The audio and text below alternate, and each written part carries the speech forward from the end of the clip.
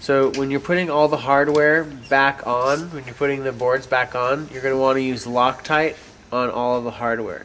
So just put a little dab of the Loctite here. Place the relay board on here. Go ahead and screw it in. You're probably going to want to use pliers for this. And you're going to do the rest of these 4 and then put the PCU back on and use screws in these 3 corners and screw this one in with the pillar with the magnet that you took off of the previous pallet.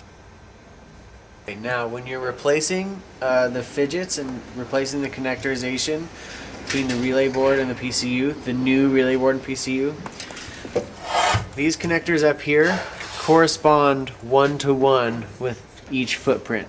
So the same connector that connects this pin or this socket is going to connect this socket to this socket, this socket to this socket, and so on for all 8. As you can see, the placement of these two, this wire is connected to here and this wire is connected to here. Now before you take everything apart, I would say at each step take a picture of how your previous pallet is so that you can remember, in addition to the video, how everything looked when you're putting it back together. So when you're putting the connectorization back on, you're going to want to put the PCU power cable over to here and make sure that the capacitors that were in here are not in there. The capacitors are now on the board. So you do not want to use the capacitors in the PCU power cable or ATX connectors. Once you put the PCU power cable in, you can plug in the FETs here and make sure that they're on the socket properly. The FETs here. Then you want to plug the ATX back in as well. Do you want to talk about which pins to use on the FET? And Right. then help will just be like 0. Okay, Herman, when you're checking a fuse to see if it is blown or not, you take a fuse out of its socket, and if it's still inside the enclosure, you'll have to use needle nose pliers. And in the middle of the fuse, you'll see that there is a little piece of metal that goes up and down. Now, if that is intact, that means the fuse is not blown. However, if that is broken or and the plastic is discolored at all, that means the fuse has blown and you need to replace it with a new fuse. So the FETs are keyed, so you can only insert the connector one way. It doesn't matter which one you put here, but these wires are also a 1-to-1 ratio. So the black wire here goes to the bottom wire here. The next white wire goes to the second pin, and so on all the way up. The top pin of each FET on each side is going to be blank. Top one's here.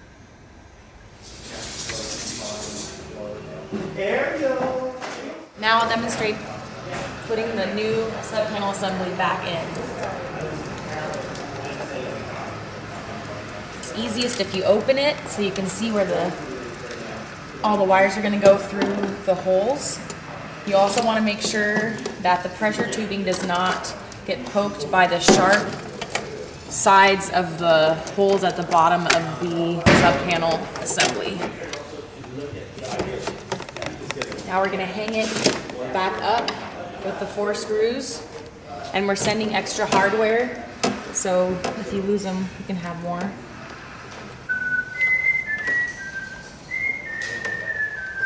Now that you've got your sub-panel assembly back in the Neiman box, step 1 is attaching the servo cable to its port. Attaching the servo cable to its port, making sure the black wire is lined up with the right side of the port. And then pull the excess behind the PCU. That's good. Step 2, do the same thing with the USB cable. It goes behind the PCU from the left. Connects at the top with the signage on the front, and the USB cable goes inside the cable management, the bottom left cable management. Step 3 is connecting the 2 battery wires to the box on the bottom left. This is a difficult step. So the thing that matters most is the angle of how you get them in.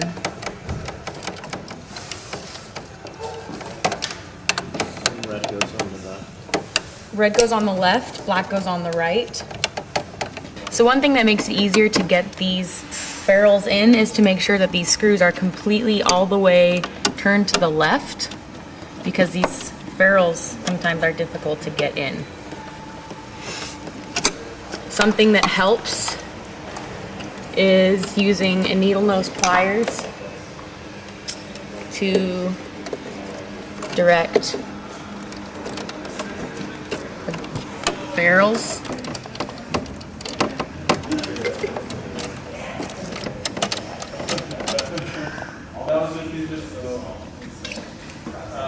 So the black wire, that's abnormal that the ferrule went so far in. So normally how much that should be sticking out is about how much ferrule you see on that red wire on the left.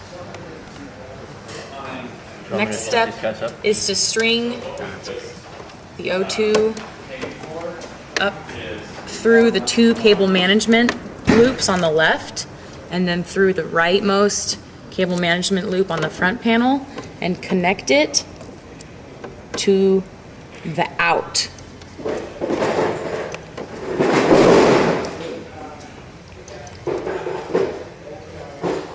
The out.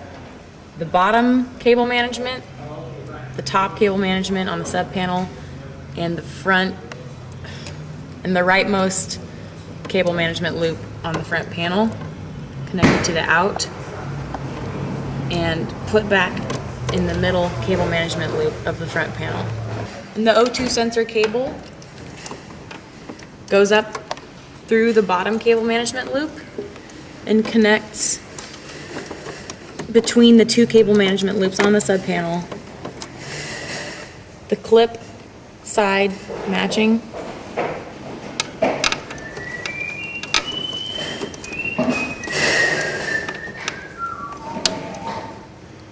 Next step is to connect all the harnesses back to the relay board.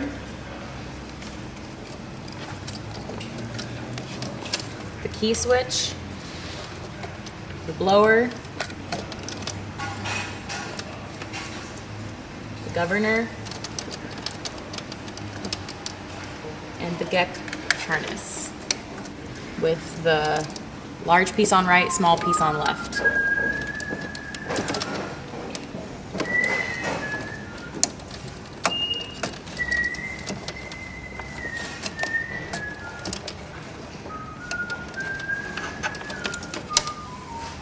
So in case the harnesses get out of order, the governor harness and the GEC harness with the fuel switch coming off it are going to be on the left side. It's easy to know where the governor goes because it's the 1 piece. The 2 piece is the GEC harness and the fuel switch. They go on the leftmost side. And on the right, coming out of the right hole in the NEMA enclosure, the blower is the one that has yellow, purple, green, black of that sequence. And the key switch is the one that will have 2 whites and a red on the leftmost side of the screw pin terminal. So the key switch goes on the right, the blower goes on the left. The next step is to connect pressure sensor tubing, and it goes reverse alphabetical order, although these should be labeled. If they're not, the P-reac is the top one. So from top to bottom, it's reverse alphabetical order. P-reac, P-filt,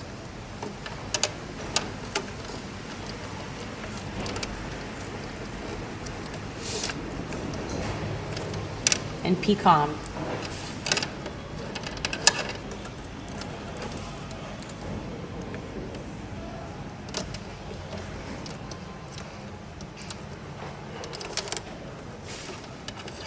And make sure that there is enough slack so that no pressure, downward pressure, is being, what do you call this? Sorry, can I have to say that again?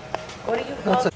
As you can see, the placement of these 2 This wire is connected to here, and this wire is connected to here. So make sure that there's enough slack. This is pushed back to be protected. There's enough slack so that no downward pressure is being pulled on the barbs of the pressure sensors because they break off very easily. The next step is to connect the thermocouples at the PCU. Make sure the positive side is lining up with the positive side of the port.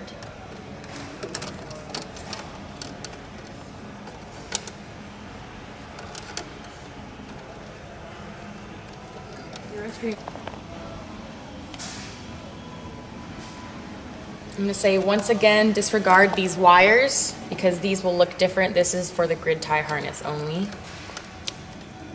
Next step is to reconnect the keypad cable. Hanging it up again.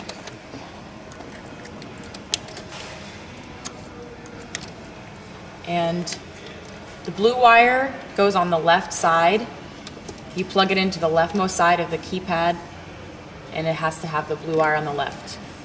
Herman, we just want to let you know it's really important to have the battery fully charged. Either have it connected to a battery charger while you're running, or make sure to take a voltmeter, and we need more than 12 volts. So you need to have at least 12 volts and probably more to start the engine. So make sure that you have a battery charger connected. Sorry, dude. We got your back. It's all good, and it's not your fault. It's my fault, really. Well, it's the fire's fault. But look out for the pirates. Remember,